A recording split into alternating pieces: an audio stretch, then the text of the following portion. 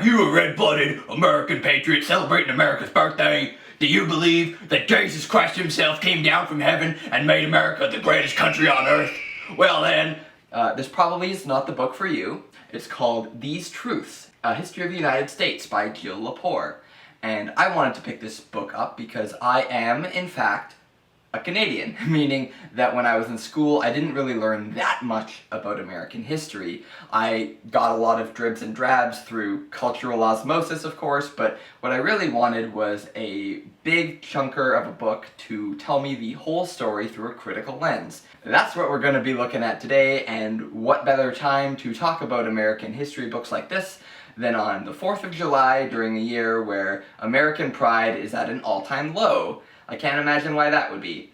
But anyway, let's get into the review. These Truths covers a huge amount of history in just 800 pages. It starts with Christopher Columbus and then works its way all the way to Donald Trump's first presidency in 2017.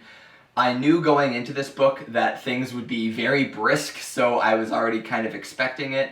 You kind of feel like you're on a train going past like a country landscape. You get the sense and the impression of the places that you're passing through, and maybe you'll notice some places that stick out in your mind that you want to come back and explore later. The other thing I knew going into this book was, like I said, it's a critical history, meaning it tries to look at things from sort of a social perspective. It makes sure never to lose sight of the people who make up America who maybe aren't in power. People of color, women, men who aren't wealthy, that sort of thing. But of course it also follows the key events by men in power as well. So you kind of get that balance. You still do get a pretty good impression of the broad strokes of American history.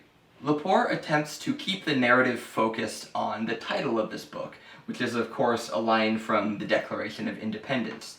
We hold these truths to be self-evident, that all men are created equal, that they are endowed by their Creator with certain unalienable rights, that among these are life, liberty, and the pursuit of happiness.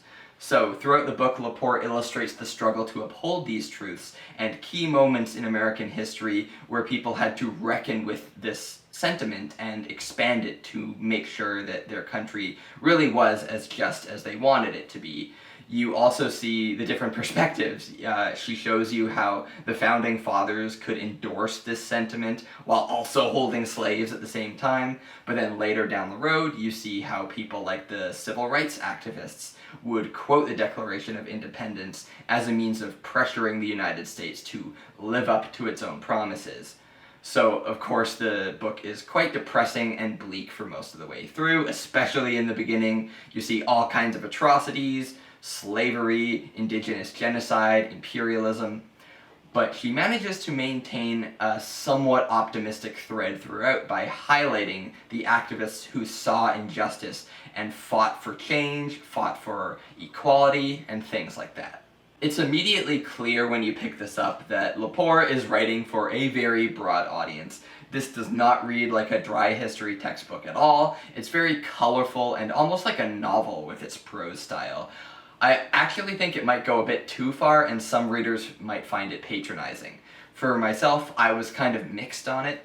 On the one hand, it was very engaging and easy to read, which is always great with nonfiction, but sometimes it got a little bit distracting, where she would get a little carried away with the poetic phrasing, and I was like, okay, Walt Whitman, you're not writing Leaves of Grass here, stay on topic. The pacing of this book can be a little bit daunting at times, given how fast the information is coming at you, but I kind of went into this book expecting that to happen. The problem is, though, is that this book has a lot of tangents, and while most of those tangents are great at coloring things in and making you understand what the culture was feeling at the time, sometimes these tangents ended up blurring the focus quite a bit. This was especially true towards the end of the book.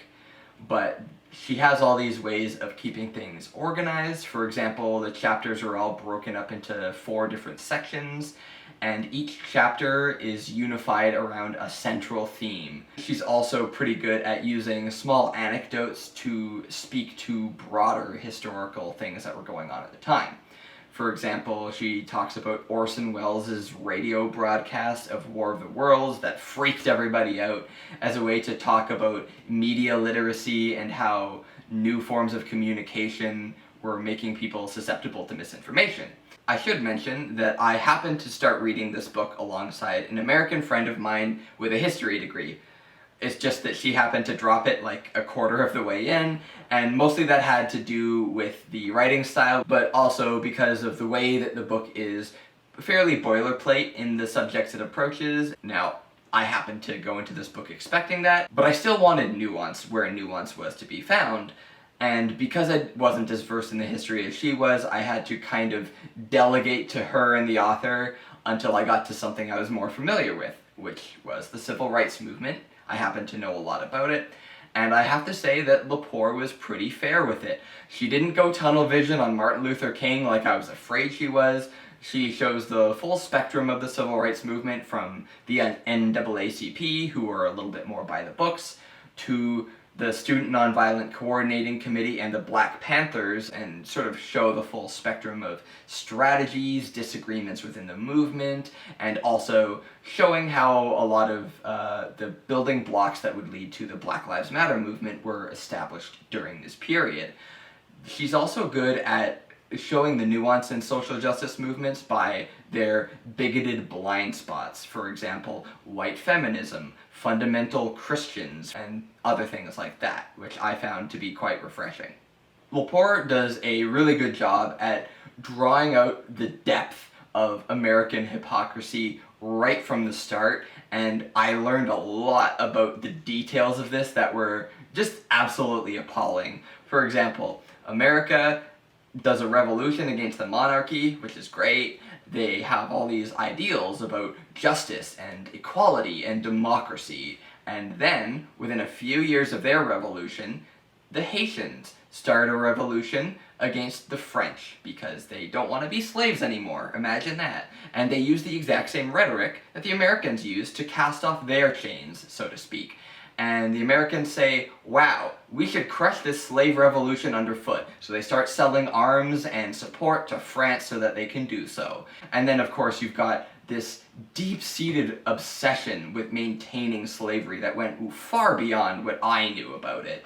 For example, lining up the American House of Representatives to ensure that slave states had an outsized proportion of the vote. The Americans, by winning the revolution, were able to perpetuate slavery for much longer than the British did. The British went around offering freedom to any black person who fought on their side. In fact, in Canada, we have memorials celebrating black resistance to the American cause. And rather than, undercutting the British by just offering to abolish slavery, the Americans were terrified of freeing anybody, so they said, we're not gonna do that. All of that said, though, this book is definitely not without its issues, and I found that the issues got more apparent as I went, especially in that last chunk. One thing I mentioned is that sometimes the book feels like it's blurring its focus a little bit, but it mainly still has a forward momentum. That is until the end of the civil rights movement, where it feels like there's this huge splintering, where there's not really a story thread to follow anymore, it's just one issue after another. Every political problem of the day is just flying at you. And there are some landmarks, of course, like Reaganomics or the Cold War or the rise of the internet, but for the most part it felt a little bit scattershot. The main reason I think this book kind of falls apart in the last section is because Lepore has to switch from history writing to political commentary. And while she can be insightful in a few places, for the most part she kind of sucks at it. Of course, she has to address the massive influence of the internet on the youth of today. So she starts talking about Tumblr and 4chan. And as someone who kind of grew up on both of these websites, it's completely embarrassing. She does all of these terrible both sides are bad arguments, where she's literally comparing the online fascist pipeline, which has produced numerous terrorists, to annoying woke scolds on the alt-left. Oh yeah, Jill, yeah, totally. An annoying teenager on Tumblr creating a list of 200 genders is totally the same as a neo-Nazi plowing his car into protesters. Wow, so insightful, you're really on the ball with this one. Don't get me wrong, There's a treasure trove of things to be criticized with modern leftist activists. I understand Lepore putting focus on social media and its pernicious effect on the idea of truth, but it feels like all of Lepore's criticisms are the most low-hanging fruit. It feels like she just found some angry people on Twitter and just kind of took what they were saying and put it in the book. And I really feel like it's a wasted opportunity for the end of this book. I really feel it should have been focused on the executive branch just absolutely steamrolling all of the checks and balances in the last few decades, clearing the path for presidents to have way more power than they were ever intended to have, and allowing for a potential dictatorship or other tyranny to arise from it.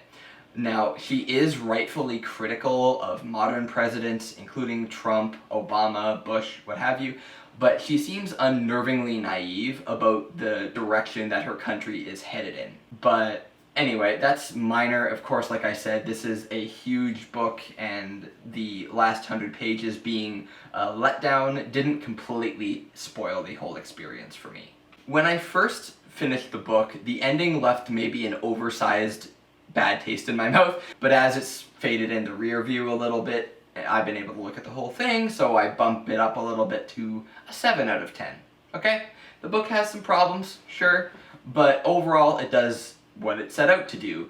It's a 1-volume critical history of the United States. It's very introductory in a lot of ways, and it's very well researched. Of course, it does have its bias, it's taking a position, and it has a narrative, but within that, it manages to pull out a decent amount of nuance and bring attention to things that I didn't know about American history. Maybe if you're American and you've gone to school, most of this is just kind of a refresher course, but for me, it left me very curious about all these periods that I now want to read more about, like the Reconstruction era, or the early period of explorers and forts, and that sort of thing. So, if you are also a fan of American history, tell me some of the books that you really like. What are some places where you think I should go next with this? And, yeah, if you've read this book, let me know what you think about it, and comment, subscribe, whatever you want to do to support me, and I guess I will see you next time.